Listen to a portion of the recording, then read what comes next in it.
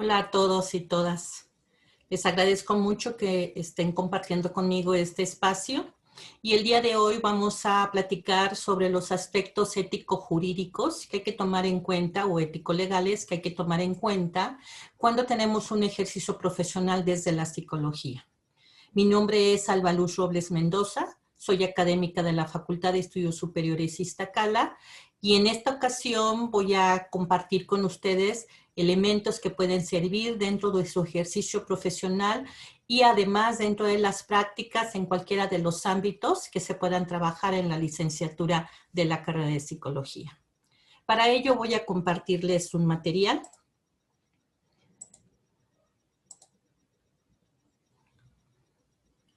Espero que ya lo puedan ver, que permita en este caso complementar la información que voy a trabajar con ustedes. Entonces, como bien les decía, vamos a ver algunos aspectos ético-legales del ejercicio profesional del psicólogo y de la psicóloga. Lo primero que voy a hacer es ubicar la temática dentro de la unidad de análisis del trabajo inter y multidisciplinario de los niveles de intervención factibles. Esta unidad se encuentra en casi todos los ámbitos, de los 7 ámbitos que se trabajan en el plan curricular de la carrera de psicología en FES Iztacala. Y bueno, entra en el subtema de aspectos ético-legales de la intervención psicológica y de los recursos que se deben de tener en la comunidad o en grupo o institución. Es decir, debes de saber trabajar tanto con una persona como con una pareja, como con un grupo, con una institución, con una comunidad. Y en ese sentido, el trabajo inter y multidisciplinario implicará que tengas aspectos éticos que debes de cuidar frente a esta comunidad con la que vas a trabajar. Para ello, entonces, el objetivo específico de esta temática que vamos a trabajar es identificar estos aspectos ético-jurídicos dentro de tu ejercicio como psicólogo o psicóloga para intervenir con personas, parejas, grupos, instituciones y comunidades. Es decir, vamos a ubicarnos en el código ético del psicólogo y de la psicóloga que tenemos en México, de la Sociedad Mexicana de Psicología, en nuestro ejercicio profesional, sea aún como formación profesional, es decir, dentro de la licenciatura de pregrado, o sea, posterior a que hayamos salido de la licenciatura, es decir, como egresados o titulados. El primer elemento que yo les pongo aquí es cómo podemos trabajar la parte ética, es decir, qué entendemos como ética. Y bueno, hay que diferenciarla de la moral. Y entonces nos damos cuenta que tanto en el ser humano, sea hombre o mujer, vamos a tener aspectos morales y normas éticas dentro de nuestra formación. La parte moral tiene que ver con esta parte personal que viene de los elementos, de los valores que se tienen culturalmente. Entonces, si ustedes ven aquí, lo moral implica estas creencias, esta cultura que nos envuelve como personas, que nos dice de nuestras costumbres, de nuestros valores sociales, cómo comportarnos. Por eso los aspectos morales tienen que ver con convicciones sociales, tienen que ver con aspectos religiosos, tienen que ver con rituales familiares o costumbres familiares, etc. Por otro lado, tenemos el término ético, que es más una condición personalísima e individual que nos va a colocar en nuestra forma de comportarnos ante la sociedad. Entonces, lo que vemos aquí es que la cuestión ética es más subjetiva e individualizada y se va a reflejar dentro de lo que sería nuestro comportamiento social. Y ahí es donde tendríamos que colocar los aspectos profesionales. Cómo es que aprendemos una profesión y la vinculamos hacia el ejercicio social o el ejercicio profesional ante nuestra sociedad. En este sentido, la relación ético-legal hace que nuestro comportamiento como profesionales tenga una trascendencia jurídica. Como bien les comentaba, estamos regidos por el Código Ético del Psicólogo de la Sociedad Mexicana de Psicología, pero al mismo tiempo cada uno de esos puntos que están en este código están permeados por un Código Penal federal y por un Código Penal en cada estado de la República. Si nosotros actuamos profesionalmente en el estado de Oaxaca, nuestro código ético nos va a permear como profesionales de la psicología, pero el Código Penal del estado de Oaxaca nos va a permear con nuestras actividades profesionales. Entonces, estamos regidos por elementos de cada estado, por elementos federales de toda que le competen a toda la República y por elementos particulares de la profesión. Y bien, con este pequeño antecedente de por qué es importante este trabajo, vamos a definir a la ética como esta declaración moral que elabora afirmaciones y define lo que es bueno, obligatorio o permitido en relación a una acción. ¿Sí? Es aquella que se va a ocupar del estudio del actuar moral de las personas en esta capacidad de autorregulación del ser humano. Y la ciencia que estudia esta ética aplicada se llama deontología, cuyo objetivo va a ser ver qué fundamentos tenemos del deber ser, qué fundamentos nos colocan en esta normatividad, así como las normas morales que se tienen, en este caso desde nuestra profesión como psicólogos o psicólogas, y que nos determinan dentro de las características de nuestro actuar en esta ciencia científica que hemos aprendido. El ejercicio entonces profesional del psicólogo o de la psicóloga, su principal objetivo es que garanticemos ese bienestar en todas aquellas personas que estemos involucrándose en nuestra profesión, sean personas, individuos, pareja, organizaciones y que van a requerir de nuestros servicios. Nuestros principios básicos son 4. El respeto a los derechos y a la dignidad de las personas. Para eso hay que conocer lo que implican los derechos humanos y cuáles son a nivel universal que tenemos. El cuidado responsable frente a esa persona que nos está dando elementos de integridad emocional, por eso la importancia de lo que implica el secreto profesional y el resguardo de información confidencial. 3, la integridad en las relaciones, que tiene que ver con cómo estamos con ellos en ese vínculo social cuando empezamos a tener contacto con ellos. Y 4, la responsabilidad hacia la sociedad y la humanidad.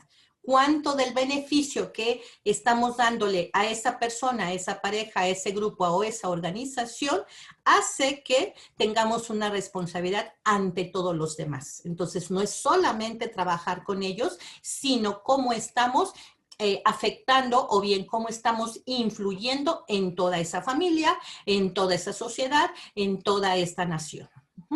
Para ello, entonces, vamos a definirlos y diferenciar lo que son los aspectos éticos de los aspectos legales. Cada una de ellas las vamos a ampliar, pero aquí les pongo algunos aspectos éticos. Estos los pueden ver en el Código Ético del Psicólogo y la Psicóloga. Es un libro que tiene la editorial Trillas de la Sociedad Mexicana de Psicología. Y aquí les puse algunos de los artículos que se manejan en este código. La competencia y honestidad del psicólogo, la calidad de la valoración y evaluación psicológica, la calidad de las intervenciones psicológicas, la calidad de la enseñanza, la supervisión e investigación en caso que nos refiramos a esta parte o que estemos trabajando en esta área o ámbito, el consentimiento informado, la relación con la sociedad y la humanidad, la comunicación de los resultados, la relación que tengamos con autoridades, que tengamos con personas que trabajan con nosotros o múltiples personas que están alrededor en esta relación que se tenga profesional. En este caso hablamos con la inter y la multidisciplina, con nuestros colegas y con otros profesionales, las relaciones sexuales que se pueden dar en una condición, en este caso clínica, o hacia las personas que estamos, las relaciones económicas, que tiene que ver con los pagos o los costes económicos que tenemos, la terminación de las relaciones profesionales y la confidencialidad. Cada una de ellas están desarrollados en el Código Ético del Psicólogo, en este libro que les acabo de plantear, y vamos a ver algunos nada más. En aspectos legales tenemos el cuidado que tenemos que tener de la usurpación de profesiones, en este caso cuando estamos actuando sin cédula profesional, la confidencialidad contra lo que sería la complicidad, los delitos sexuales, que es uno de los grandes campos de actuación que tenemos, pero que al mismo tiempo nos encontramos como víctimas de ellas, y en este caso en relación al trabajo que hacemos de privación o de privacidad. La falsedad de testimonios, al tener que firmar documentos firmados, y los delitos fraudulentos, además de algunos elementos de peritaje legal, cuando tenemos capacidades y funciones, cuando estamos actuando frente a estas personas que nos piden servicio. Estos son algunos de los elementos de aspectos éticos y aspectos legales que hay que tomar en cuenta. Sin embargo, vamos ahorita a verlos un poco más amplios para que podamos entender algunos de ellos. Primero veamos los aspectos éticos. El primero que tenemos aquí es la competencia y honestidad del psicólogo. Esto tiene que ver con que uno debe de saber si sabe un tema y lo puede afrontar, y en este caso lo puede trabajar. Quiere decir que si yo tengo un consultorio y me llega un caso, por ejemplo, de abuso sexual sin saber dar una terapia especializada en abuso sexual, entonces yo tengo que tener clara mi honestidad de no saber qué características debo de trabajar, y debo entonces tener que guiarlo a un seguimiento con otra persona y entonces canalizarlo. Entonces, hay que aprender a saber cuál es nuestra competencia, y esto implicará también la especialización. Siempre debemos de estar capacitándonos y especializándonos para poder saber honestamente qué es lo que sí sabemos hacer y qué es lo que no sabemos hacer. La calidad de la valoración y evaluación psicológica tiene que ver con nuestras metodologías científicas, y esto implicará cuánto conozco de pruebas psicológicas, cuánto sé hacer una entrevista clínica, una entrevista forense, por ejemplo, cuánto sé manejar ciertos instrumentos de valoración, hablando de aspectos de neurociencias, por ejemplo, si sabemos usar algunos aparatos de neurofisiología, etc. Entonces, estas calidades tienen que ver primero con la competencia, pero al mismo tiempo con el manejo de los instrumentos.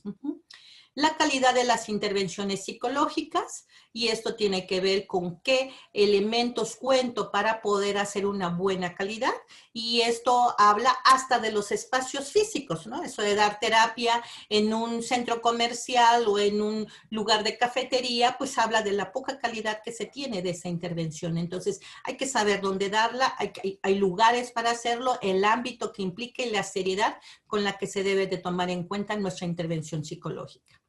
La calidad de la enseñanza, supervisión e investigación, que tiene que ver con todos esos elementos de docencia, del manejo de la actualización y la capacitación, del manejo del conocimiento científico y de saber cómo se puede enseñar este conocimiento. El consentimiento informado, que es siempre tener el respeto, en este caso de aquella persona que está frente a nosotros, de saber si tiene la oportunidad de voluntariamente estar frente a ese servicio. Entonces, el consentimiento informado para algunas cuestiones legales implicará que siempre lo tengamos por escrito o bien verbalmente, para que podamos tener claro qué debemos cubrir con esta parte. Es muy difícil trabajar esta parte cuando hablamos de menores de edad o de personas con alguna discapacidad. Por eso los padres o tutores legalmente admitidos son los únicos que pueden estar dándonos este consentimiento informado. Hasta que se cumpla una mayoría de edad, pues ya se lo podemos pedir a la persona que está frente a nosotros. Pero cuando hablemos de niñas, niños, adolescentes o personas con alguna discapacidad o trastorno mental, requerimos del tutor, de la madre o el padre, que legalmente obligatoriamente tenga una condición frente a esa persona para poder tener una sesión de psicología, sea cual sea la intervención que nosotros hagamos. Por eso es muy importante tener nuestros formatos de consentimiento informado, dependiendo del ámbito en el cual nos vamos a estar desarrollando. Otros aspectos éticos que hay que tomar en cuenta es la relación con la sociedad y la humanidad. es decir, la trascendencia de nuestra intervención a nivel social, a nivel familiar, a nivel nacional, ¿no? Lo que nosotros hagamos para esa persona va a redundar en todo el trabajo que se tenga hacia los demás. Entonces, la relación de lo que podamos hacer frente a un aspecto clínico, a un aspecto de educación especial, a un aspecto social, tiene una trascendencia frente a los demás. Y aquí es donde nosotros vamos a ver qué impacto es el que estamos dando hacia los demás. Por eso la cultura de la intervención psicológica tiene que ver con nuestra posición frente a ella, ¿no? Evitando así a las personas que simplemente están haciendo una intervención sin tener una cédula o habiendo tomado un curso y con eso ya están dando psicología. Entonces creo que es importante tomar en cuenta esos aspectos. La comunicación de los resultados, siempre en formatos, en informes y que tengan una legitimidad con una cédula profesional, siempre va a ser importante. Entonces, la comunicación, sean resultados de investigación, sean resultados de evaluación, sean resultados de intervención, deben de tener una sistematización. La relación con la autoridad, que tiene que ver con aquellos que van a estar trabajando en escuelas, que van a estar trabajando en centros sociales, donde siempre esta relación con la autoridad implicará tener una jerarquización de respeto, pero al mismo tiempo de una visibilización, un reflejo del trabajo que se está haciendo, de tal forma que se pueda trabajar inter y multidisciplinariamente. Las relaciones duales son múltiples cuando trabajamos terapias de pareja, cuando trabajamos terapias de familia, en donde es importante cuidar el respeto de cada uno de los miembros que se encuentra ahí. Cuando trabajamos terapias de grupo, donde también debemos de cuidar las integridades de las personas que están ahí, así como la confidencialidad de la información que se tenga. Las relaciones sexuales, es muy importante tener claro que existe una relación con las personas de respeto y que uno tiene una jerarquización frente a ellas. Por tal, es importante saber cuánto tiempo se debe de tener, cuándo se quiere tener un contacto ya más íntimo o más personal con esa persona, por ejemplo, en psicoterapia, que el mismo código ético solicita que tenga uno cuidado en este tipo de enlace que se tenga con las personas emocionalmente hablando. Entonces, no perdamos de vista cuál es nuestro papel frente a ellas como profesionales, independientemente de esta condición emotiva que pueda alinearnos hacia ellos, ¿no? Yo como psicóloga forense he visto cómo es que hay muchos aspectos emocionales que se interponen dentro de esta parte de los peritajes porque nos sentimos emocionalmente afectivos hacia esas evaluaciones. Entonces, también esto tiene que ver con relaciones afectivas, no solamente relaciones sexuales propiamente dichas, y que también tenemos que cuidar. Otros aspectos éticos son las relaciones económicas. Si bien nuestra profesión hace que nosotros cuidemos la parte de lo que debemos de cobrar por cada uno de los servicios que hacemos, también hay costes jurídicos, es decir, qué debo de cobrar o cuánto debo de cobrar por cada uno de los servicios. Son parámetros nacionales que existen a través de salarios mínimos que podemos encontrar en el Código Civil o en la Ley Federal del Trabajo, pero que sin embargo solo lo que nos marca es un buen trabajo que nosotros hagamos éticamente frente al otro. Sin embargo, es muy importante tener claro cuándo termina. Por eso lo uno con el terminación de las relaciones, cuándo termina nuestro trabajo y ser éticos para poder saber en qué momento hay una terminación, en este caso laboral o profesional, con ese servicio que estamos dando, para saber que no debemos tener procesos de fraude o procesos, en este caso, de abuso de autoridad frente a nuestros servicios que estamos dando.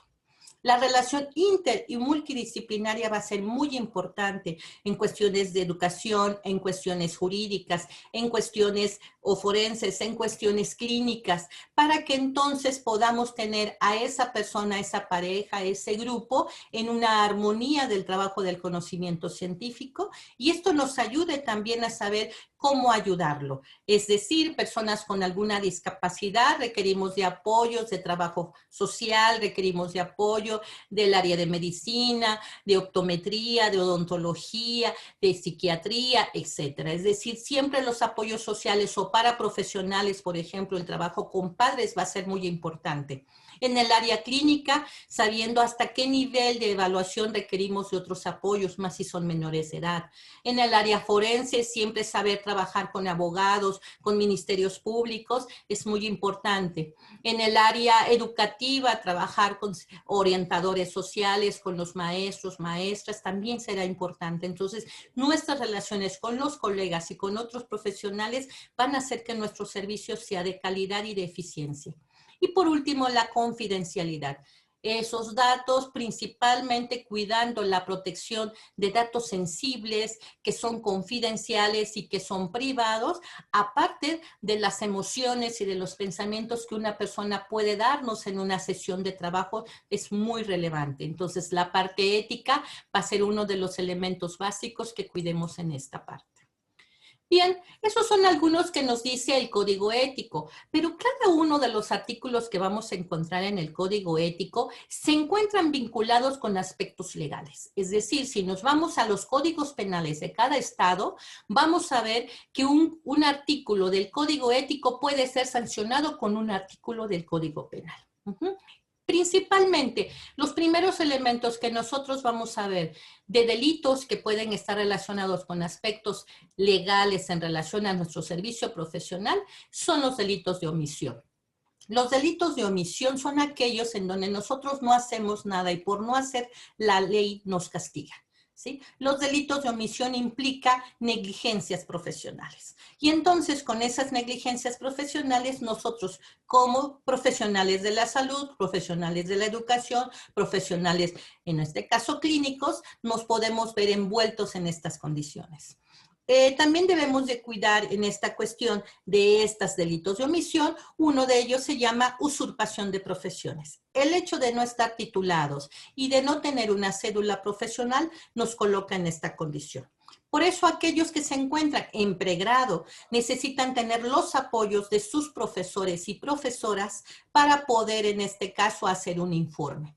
Ningún documento puede ser firmado por ustedes. Los documentos son firmados por los profesores o profesoras y si hay alguna situación de algún reporte que ustedes hagan, es importante que los profesores y asimismo la misma oficina jurídica respalde que es un servicio social que ustedes están dando, por lo cual no tienen esa cédula profesional. Entonces, se sugiere que no se firme ningún documento por parte de estudiantes o egresados hasta que no se tenga una cédula profesional para que se pueda hablar de la legitimación de la profesión. Y esto implicará entonces entrar en un delito de usurpación de profesiones. También es importante tener claro la diferencia entre confidencialidad y complicidad. La confidencialidad habla de las emociones y los pensamientos y todo aquello que ponga en riesgo el riesgo psicológico a la persona que estamos atendiendo o al grupo de personas que estamos atendiendo. Sin embargo, la complicidad es una forma de tener una relación jurídica en relación a un delito. Es decir, nosotros podemos tener el delito de encubrimiento por habernos quedado callados al no hablar, por ejemplo, de un delito que esté sufriendo esta persona o bien que esté haciéndolo. Entonces, si una persona está sufriendo, por ejemplo, de una violación, de un abuso sexual, que es menor de edad, entonces estamos en una condición de quedarnos callados y al no decirlo, esta persona se encuentra en el delito de encubrimiento. Por otro lado, si yo sé que esta persona me dice que está haciendo un delito, entonces estoy en la condición de complicidad del delito. Entonces, la condición de confidencialidad no tiene que ver con que nos quedemos callados cuando sabemos que lo que se está haciendo en actos es una condición delictiva. La confidencialidad tiene que ver con las condiciones de estado de riesgo psicológico, lo cual entonces pone en peligro su estabilidad emocional, no su condición social. Por eso recuerden que habíamos visto un aspecto ético donde se decía que debemos de tomar en cuenta el respeto a la sociedad y, en este caso, a la humanidad. Entonces, aquí el delito de complicidad y de encubrimiento va a estar diferenciándose de lo que sería la confidencialidad. Otro aspecto legal muy importante son los delitos sexuales. Hostigamiento sexual, abuso sexual y violación son los tres principales delitos sexuales en el cual se ve inmerso el profesional de la psicología. En este sentido, podemos tenerlo de dos maneras. Uno, siendo víctimas de él, el hostigamiento sexual implica una imposición no deseada de requerimientos sexuales por parte de una persona que se encuentra en una jerarquía mayor.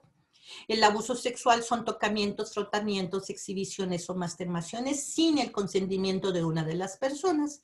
Y la violación es una penetración coital forzada o cualquier tipo de penetración en cualquiera de los orificios naturales del cuerpo sin el consentimiento de la persona.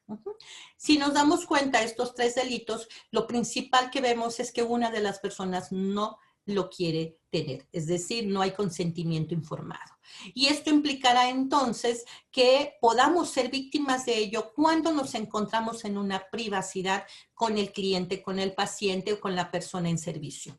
Esto es muy común cuando estamos en clínica, por ejemplo, cuando estamos en servicios de orientación educativa o cuando estamos en servicios de asesoramiento psicológico o cuando estamos en servicios de educación especial, donde nos coloca en un cubículo, en un espacio cerrado donde no hay una supervisión del otro o no hay una vigilancia. Entonces es muy importante que nosotros tengamos claro esta condición en la cual podemos ser víctimas. Hablo de ser víctimas desde el momento que nosotros nos colocamos para ser sujetos pasivos, es decir, que nos pueda pasar siendo víctimas del delito, que alguien nos haga este tipo de delitos, o lo contrario, cuando nos acusen por haberlo hecho sin haberlo hecho. Esto también nos puede pasar. ¿Por qué? Porque no hay una condición en este caso que nos pueda mediar que realmente no lo estamos haciendo, más que la verbalización de aquel paciente, usuario o persona que está frente a nosotros. Entonces, tanto podemos ser presuntos responsables, víctimas secundarias o víctimas terciarias al darnos cuenta que nos colocan en esta condición de ser presuntos por esta intimidad que tenemos de nuestro servicio, como podemos ser víctimas primarias cuando nos colocan en esta condición de que suframos del delito.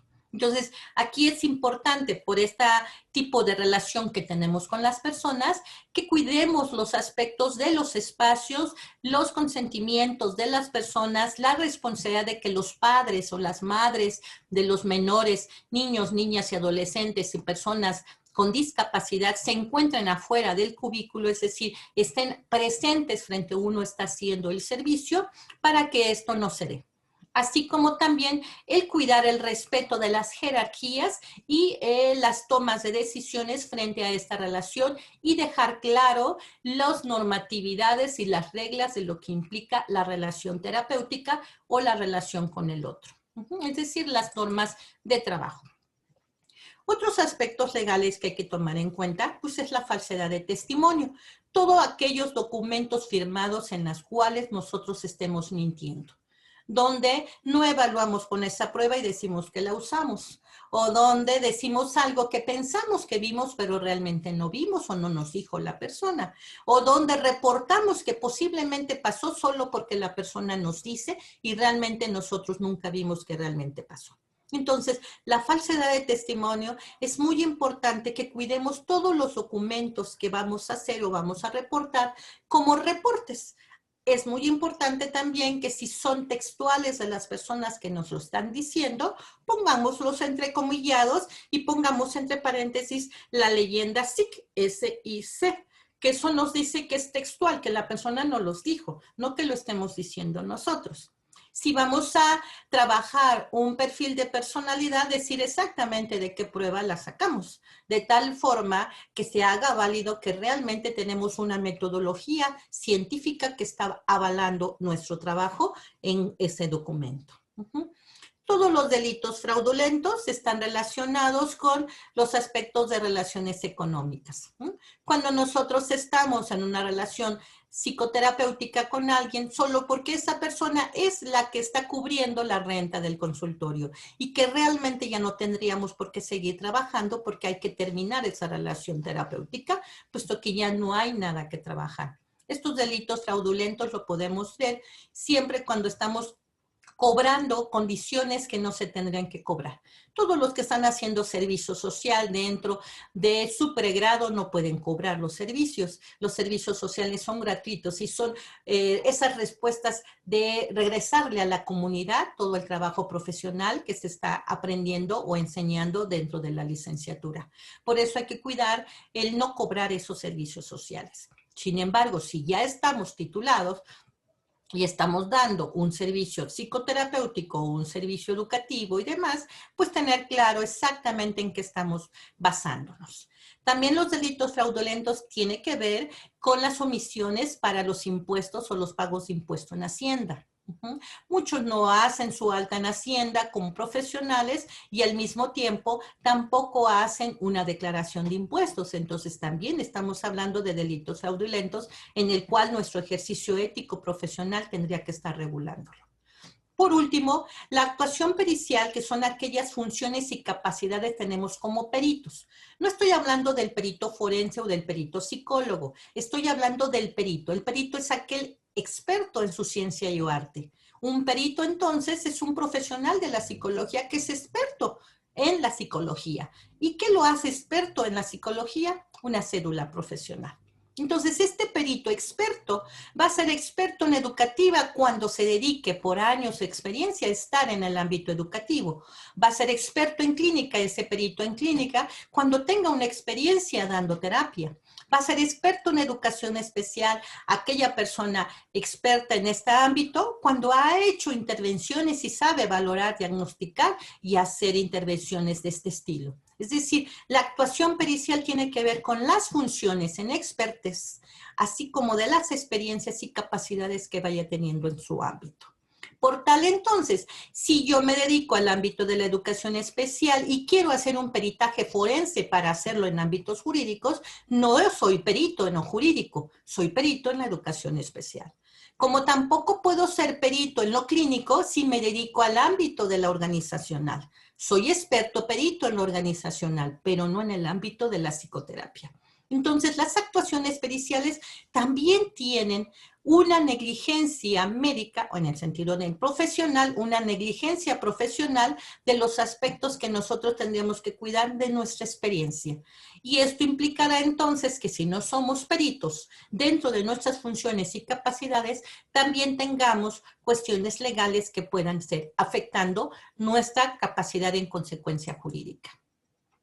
¿Qué se sugiere entonces? ¿Qué podríamos sugerir de estas características en cuanto al trabajo, de las dinámicas de trabajo que podemos hacer ahorita que estamos en pregrado dentro de nuestros ejercicios? Primero, pues aprendamos a hacer formatos de consentimiento informado.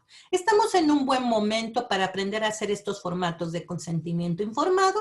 ¿Cómo es que se realizan? Cada uno tendría que hacer. Hay machotes en internet, pero no hay como que uno tenga los propios.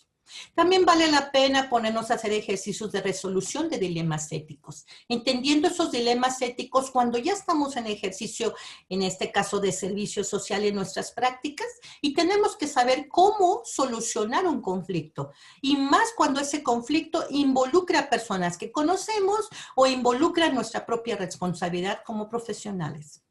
Podemos hacer ejemplos de casos concretos sobre ejercicio profesional y hacer algún manejo de juego de roles, en este caso sobre intervención en el aula, de tal manera que veamos cómo lo solucionamos. Podemos hacer también un cuadro comparativo poniendo el artículo del código ético de un lado y buscando en un código penal cuál sería la sanción delictiva o el delito que podría tener.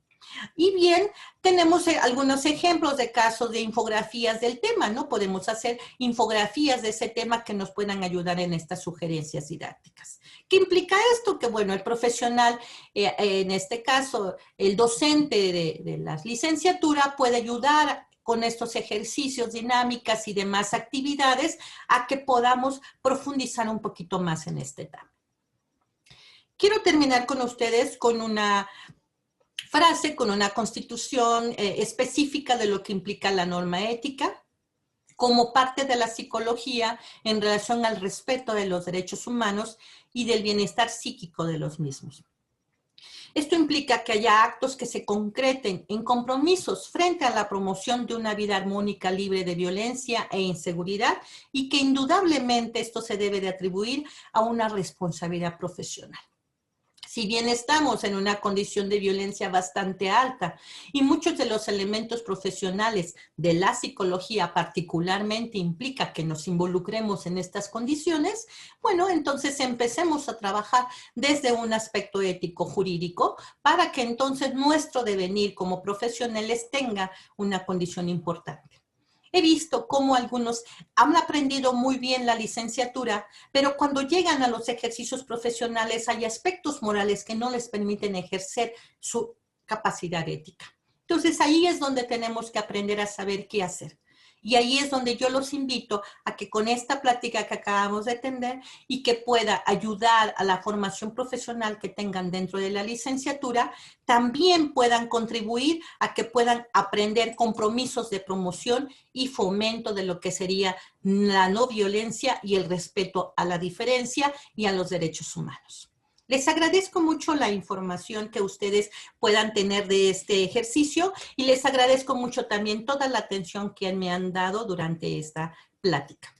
Les pongo ahí mis correos por si necesitan una información mayor o si requieren algún apoyo y dejo de compartir para poder despedirme de ustedes. Muchas gracias por su atención. Hasta luego.